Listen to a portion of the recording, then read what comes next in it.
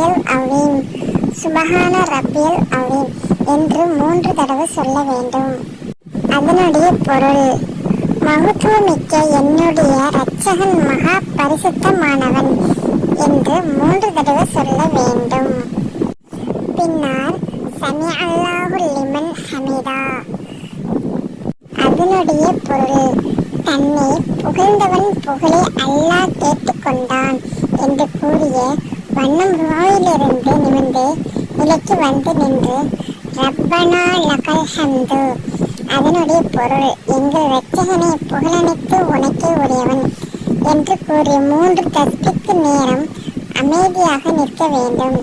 பிறகு அல்லாஹ் அக்பர் என்று கூறியவாறு சஜிதாவுக்கும் சுஜூதுக்கும் செல்ல வேண்டும். முதலாவதாக 2 முழங்கால்களையும் தரையில் வைத்து, பிறகு 2 கைகளையும், பிறகு மூக்கையும், அதன் பிறகு நெற்றியையும் தரையில் வைக்க வேண்டும். 2 கைகளிலும் விரல்களை சேர்த்து உள்ளங்களை தரையில் படும்படி அழுத்தி 2 கைகள் பெருவிரலின் கால் சோனைகளில் நேராக இருக்கும்படியும் வைக்க வேண்டும். கால்களில் விரல்கள் கிப்லாவை நோக்கி இருக்கும்படியாக வளைத்து கால்களை 2ஐயும் சேர்த்து வைக்க வேண்டும்.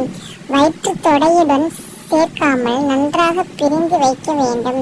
2 முழங்கைகளும் பூமியில் படுத்தே வைக்காமலும் விழாவுடன் சேர்க்காமலும் தூக்கியவாறு இருக்க வேண்டும்.